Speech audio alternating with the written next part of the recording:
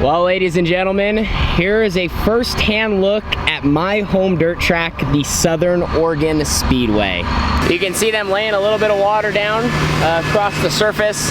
That's right, you heard me correctly, my hometown track. If you guys are new to the channel, this is really where I fell in love with the sport. There's actually a little Outlaw Kart track right over there. It's where I won my first race, where I ran my first race, where I ran my first sprint car race, won my first sprint car race, won my first 410 show technically last year. Been very lucky that, you know, a lot of my early career success and how everything happened was right here on this property in Southern Oregon. So feels really good to be here. And even though this is kind of just like a standard NARC fastest 5 days in motorsports Speedweek show, a lot of good cars, like $5,000 to win. This is one of those races that we have heavily circled on our calendar just because of, you know, everything about it. And this quarter-mile bull ring definitely has a lot of potential. It may be the only 410 race this track will have all season, but I really think we have everything in place to make it a really good show. So the goal is to get the 18T up front, and we will begin the night here shortly.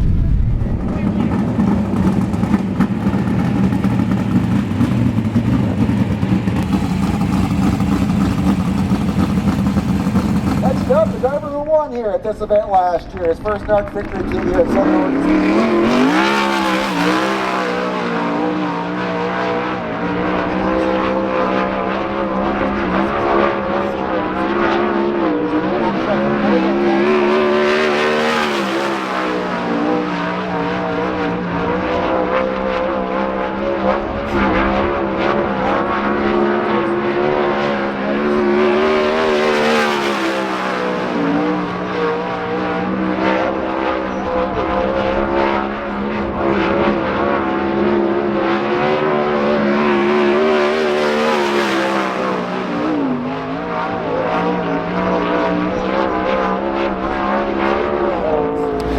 Well, first laps of the day here at the Southern Oregon Speedway are complete.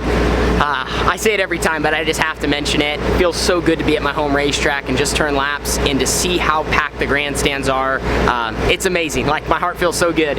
We ended up 9th quick out of 24 410 sprint cars. When we went out, we jumped right to the top of the charts. We were early in qualifying, and I felt like I maximized most of what I could get out of my lap. Like, the racetrack, I think, almost got a little bit maybe not even better, just almost a little bit cleaner. Maybe if there was a little bit of grease left, a little bit of water, kind of burned up, and guys also were able just to really get off of both corners. Like I said, I don't know if it just kind of cleaned up where the right rears were, but they could really get turned and get squared up off the corner. Where I feel like I made really good speed, and I got to the center of the corner, and then it's almost like I just sat for a second. Maybe like a good word would be stagnant. Like, I didn't spin necessarily, but I didn't just keep that little bit of extra forward momentum. We're watching some of the guys later in the cars after me, they just got turned and they carried that speed. So anyway, you know, maybe I could have almost got up a little bit higher, especially into turn 3 and 4, and maybe that would have helped. Other than that, though, I thought our car balance was pretty close, and now we have something to work with now moving into our upcoming heat race. So before heat race time, they actually had a quick opening ceremony, so we got to throw all the frisbees to the fans and say hi real quick, do the national anthem, all that.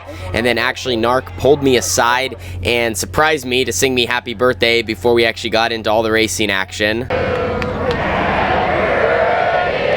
So I appreciated that and was embarrassed all at the same time. But here's a look at the racetrack. The sun's still out, so it's pretty slick with a little bit of grip up top and not as much on the bottom. So I think we're going to be up there for most of the heat race. Climbing in now and actually going to be rolling off next to the Tarleton car, the car I was in earlier this year with James McFadden behind the wheel. There, your final heat race of the evening for the NARC 410 sprint cars.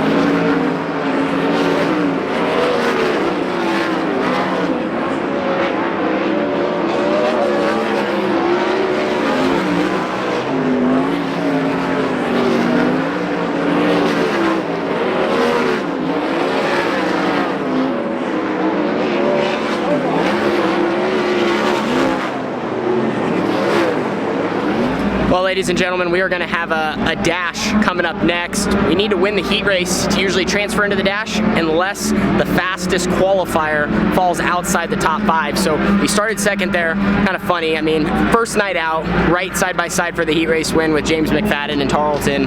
They're pitted right over here. You know, and obviously we're still, you know, working together and been having a lot of fun this year, and those guys have helped me so much. So James got a little better start than I did. I just didn't carry enough mile an hour right away, and it just kind of took a second to take off. Just took a split second, and he was able just to have you know, half a car on me into one, to where I wasn't going to be able to cross him because it's so slick off that corner. Once I lost the race into turn 1 and 2, I basically went into mode of just trying to feel out my car, right? We're really working to make strides on getting our balance where we want, and we're not far off, but we're definitely not where we necessarily want to be. So every lap trying to move around a little bit, picking out, you know, what I don't like about the car, where we're not making speed, why we're not making speed. Like even right now, I feel like I just can't give it even enough throttle. Even though the track's slick, can't give enough throttle as I would like to get going fast enough. I just spin. So we really need to work on just getting off the corner. We seem like we carry good speed entry, same thing as qualifying to the center, and I think we're better, but we just got to keep making progress. And this upcoming dash will be a huge help for us to have some more track time and try to make the 18T better, so we have a shot to win tonight's feature. So while we were working on making our race car go faster, the track prep crew actually got out there and worked on the surface. They just did 2 tills around the bottom just to really try and stir up that material. A lot of it had been sitting in the sun most of the day, so they figured by tilling it, maybe water it some, could bring some moisture back and create 2 grooves for us to race on. Robbie Price, Landon Brooks, front row.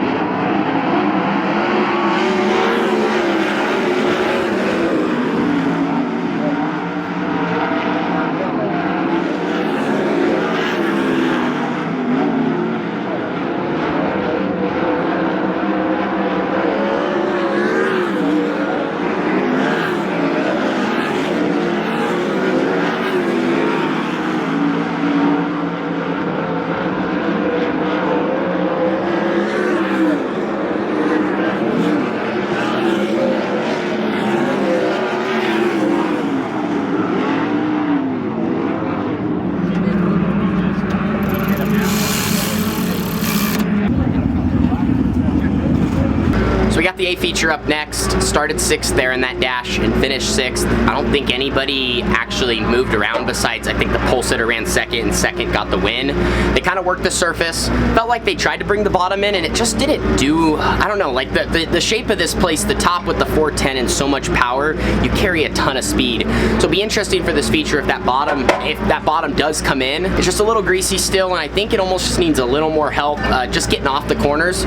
But anyway, that's not our job for the racetrack. We just we got to start 3rd row outside here and just trying to make the proper adjustments. Everything we did in the dash I thought made our balance better. We just, you know, obviously we didn't go forward, but like I said, a lot of it was just no one really moved. Kind of got boxed in on the start. Once everyone fell in line, we fell in line, but got a much longer race now ahead of us. Got some tear-offs on because we're going to need them, and just really want to be smart and strategic how we can pick our way to the front here and make our car to where we can maneuver and use any other lane besides the top when needed to pass cars.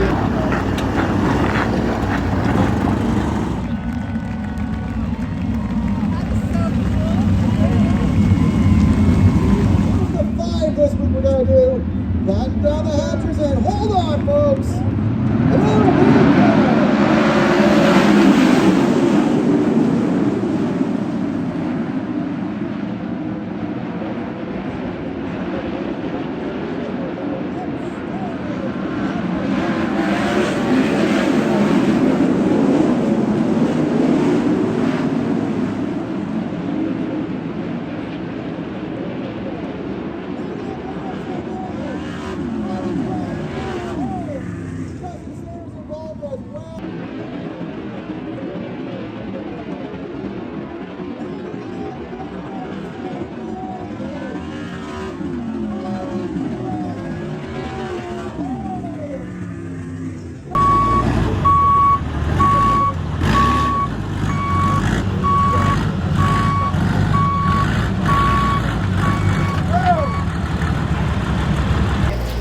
So, wow, hard to comprehend what just happened. We got 2 laps into the feature and just wrong spot at the wrong time. So that was a good hit.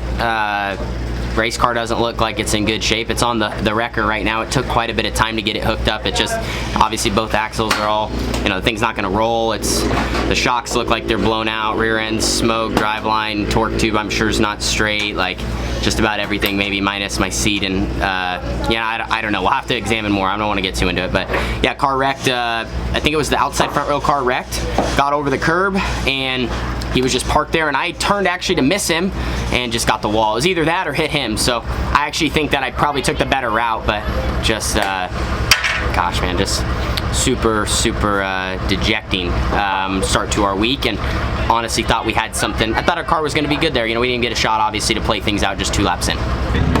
Racing up there.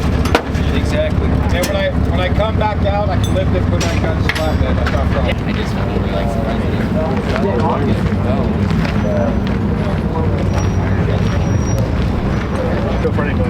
Oh yeah, no, that's what happens. Yeah. He just went over. Yeah, he literally was turning in front of his front end was not. So with this happening close to home, luckily we had some extra resources. We used one of my dad's flatbeds at his shop not too far from the racetrack. They just lifted it up, they put it right on the flatbed, and we drove out of there before the checkered flag of the A-main event so we could get to work.